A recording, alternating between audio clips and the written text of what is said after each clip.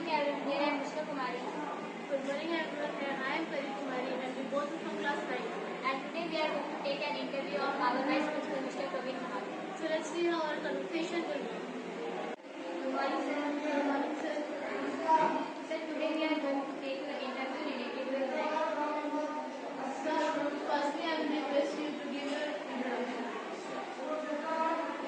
This is Praveen Kumar, double MA, BA, an English educator. I enjoy teaching students English language literature as well as I am a language trainer. That's so nice. Sir, तो हमारा दोस्त कहते हैं कि आपके पास job के लिए बहुत सारे ऑप्शन होंगे, पर आपने बहुत सारे ऑप्शनों के बाद भी आपने शिक्षा का इसके अगर शिक्षा क्षेत्र को चुनने की अगर बात करते हैं तो as I told in the beginning, जैसे मैंने बताया आपको कि लैंग्वेज एंड लिटरेचर तो मैजिक जो होता है लैंग्वेज का काइंड ऑफ मैग्नेटिक इफेक्ट. तो I am just attracted with English. I use to study English more. I love to study English. Because of that attraction, I started learning English in the beginning and then after started. So teaching profession in my life, as I feel, is quite interesting. That is why I like this check. Sir, now my question is that कि आपने अभी तक के अपने journey में vice principal की journey में आपने किन प्रॉब्लम्स को फेस किया है? Problems life में आते रहेंगे. One more thing is there with me, that I like accepting challenges. So if you try to or if you start accepting challenges, the challenges will become very small. तो अगर मैं अपनी journey की बात करूँ तो as an English language trainer मैंने अपना जर्नी स्टार्ट किया around 10 years ago. And after that I started school life. And yes, I started my journey as a teacher, and after I became coordinator, and then now I'm vice principal. Still I'm working. So problems I didn't face. I just keep on working. And for me, work is worship. कर्म ही पूजा है. So I just keep on working. That's all. It is my success mantra. That's a nice answer, sir. Also, this shows your great personality. आप student को ऐसा motivated line जो आप चाहते हैं student अपने लाइफ में अप्लाई बहुत सारे मोटिवेशनल लाइन्स हैं और मैं खुद भी मोटिवेट होता रहता हूँ. डॉक्टर एपीजे अब्दुल कलाम के बहुत सारे फ्रेजेस हैं, कोटेशंस हैं, जिसको आप पढ़ेंगे और सुनेंगे तो आपको इंस्पिरेशन ऑटोमेटिकली मिलता है. अगर आप मुझसे बोलते हो कि मैं कौन सा कोटेशन या फिर फ्रेज यूज करूँ, तो once I have heard and studied about the negative words, like when students listen negative words or when they are demotivated, जब वो demotivated हो जाते हैं, कुछ like negative word की बात करूँ मैं तो no and fail, like students fail in their examination and all. Right? So what I can tell or what I have studied, what I have heard, the same I am just repeating. It's not my own one, right? It's of once again I am telling the same APJ Abdul Kalam, the same line. What he said, that when fail comes to you, just take it in this way. Fail stands for F-A-I-L. F, first, A, attempt, E-I in learning. So first attempt in learning. When no comes to you, just accept it as next opportunity. And when end comes to you, sorry, end might have to, no, when end comes to you, effort never dies. So this is the motivation. And then after, if you tell like students को मैं बोलूँगा कि वो religious हो, you should keep on working, you should be enthusiastic.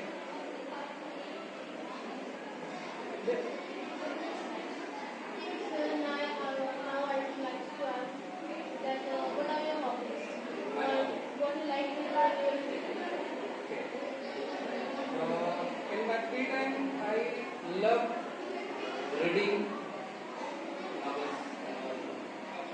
I love writing even.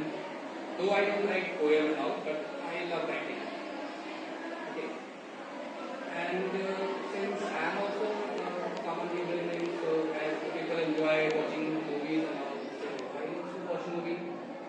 And I like traveling. If I am quite free, if I find myself very free, अगर मुझे लगता है कि मैं बहुत सही तरीके से अभी मेरा जो आगे का शेड्यूल है बहुत फ्री चल रहा है, उस केस में मैं प्लान करता हूँ कहीं विजिट करने के लिए. I spend my time with my family members.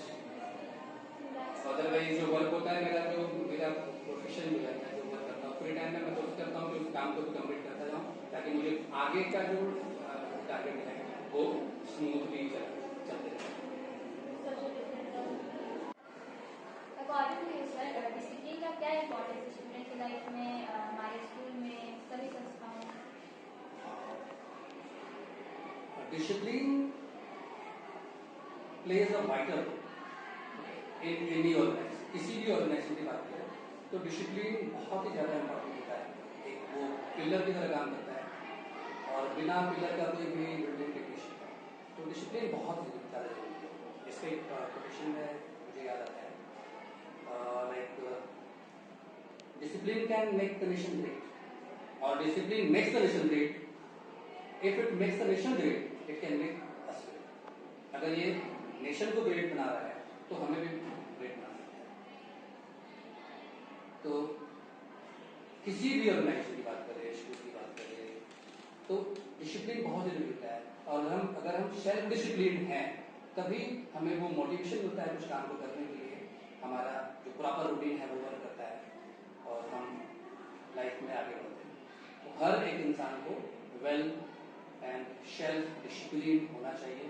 हम सभी, अगर बच्चों की बात करें तो हर बच्चों को वेल डिसिप्लिन होना चाहिए.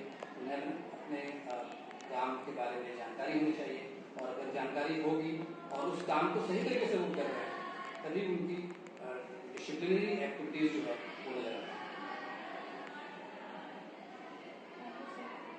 सर, अब मेरा सवाल ये है कि आजकल हम देखते हैं कि पेरेंट्स अपनी मनमर्जी करते हैं, मतलब जैसे कि स्टूडेंट्स कुछ और चाहते हैं, पेरेंट्स उस पर अपनी चीज़ें थोप देते हैं. बच्चे को कुछ और करने का मन है, पेरेंट्स उन्हें फोर्स करते हैं कि ये ऐसे करो वैसे करो. स्टूडेंट्स मतलब उनके फीलिंग्स को कोई नहीं समझता है. तो इस केस में आपका क्या कहना होगा? देखो, स्टूडेंट्स की फीलिंग्स को समझना हर पेरेंट्स का दायित्व है, हर शिक्षक का दायित्व है. और अगर हम बोले तो पेरेंट्स का दायित्व हर स्टूडेंट्स के लाइफ में जरूरी है. हर बच्चों के जीवन में उनके माता पिता का गाइडेंस बहुत जरूरी है. ये अलग बात है कि हमें ऐसा लगता है या फिर ऐसा कभी कभी होता है कि पेरेंट्स जो है अपने डिजायर को, अपने प्लान को, अपने ड्रीम को वो इम्पोज करते हैं. तो वो गलत है क्योंकि हर एक बच्चा के अंदर एक अलग टैलेंट होता है, उसके पास यूनिक आइडेंटिटी होती है.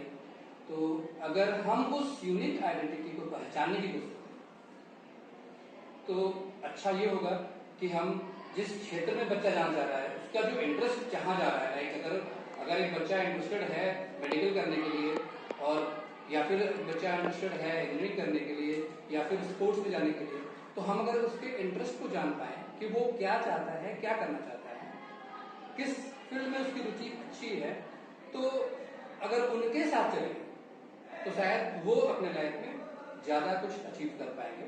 और पेरेंट्स किसी भी चीजों को अगर इम्पोज करते हैं वो तो गलत है, वो सही नहीं है. तो पेरेंट्स से मेरा अनुरोध होगा कि वो किसी भी डिसीजन को लेने से पहले वो अपने बच्चों से बात करें और उनके इंटरेस्ट को देखें, क्योंकि उनके इंटरेस्ट को जान पाना और उनके अंदर का जो टैलेंट है उसको जान पाना ये ज्यादा जरूरी है, ना कि किसी भी डिसीजन को उनके ऊपर इम्पोज करें।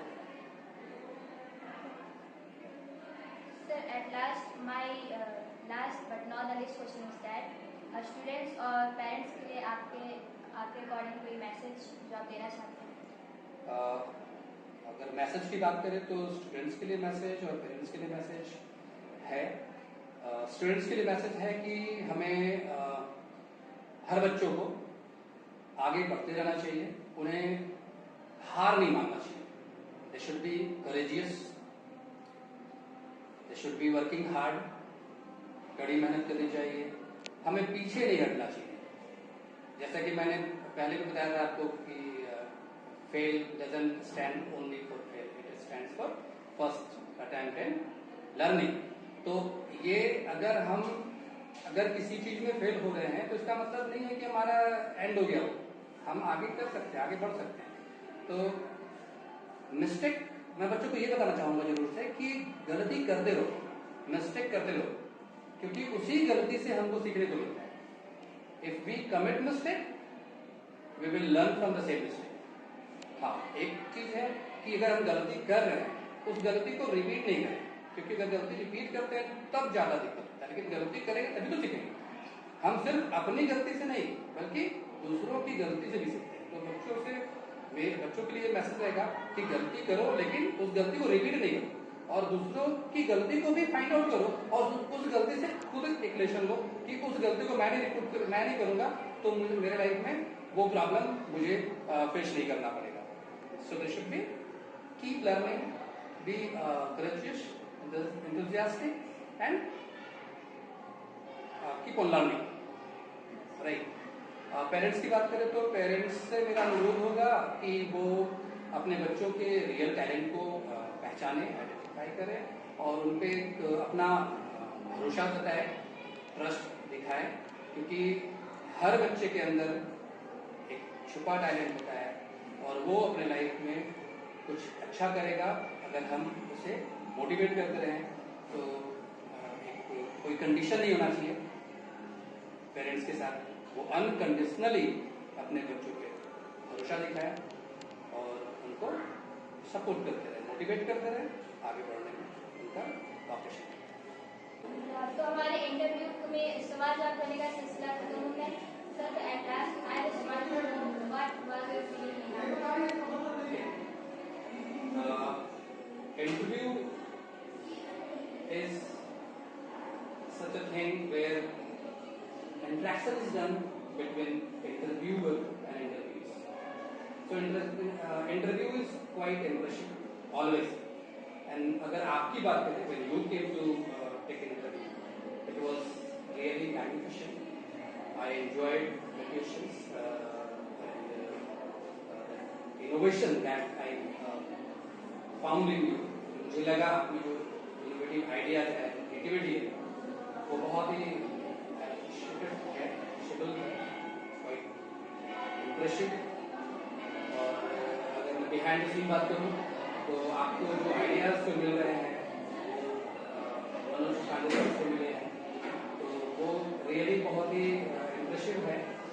तो अगर इस इंटरव्यू को अगर देखते हैं तो उससे बाकी जो टीचर्स हैं वो भी कुछ उससे गेन कर सकते हैं, जहाँ पे वो अपनी क्रिएटिविटी को बच्चों को दे सकते हैं, अपनी आइडियाज को दे सकते हैं। इससे क्या होगा कि बच्चों में वो एनहांसमेंट आएगा, वो कॉन्फिडेंस आएगा, क्योंकि जब हम कुछ करते हैं तो कॉन्फिडेंस आता है, अगर हम करते नहीं तो कॉन्फिडेंस नहीं आता है। जब हम करते नहीं तो हमको लगता है कि हम कर लेंगे, but exactly when we come on that platform, उस स्टेज पे जब हम पहुंचते हैं तो हम चेक करना स्टार्ट कर देते हैं।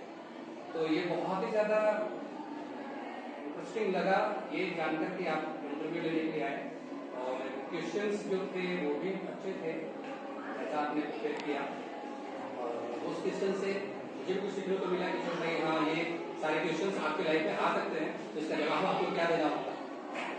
तो it was informative and very interesting, and I really once again appreciate Manoj Pandey sir for nice effort, and I request all the teachers to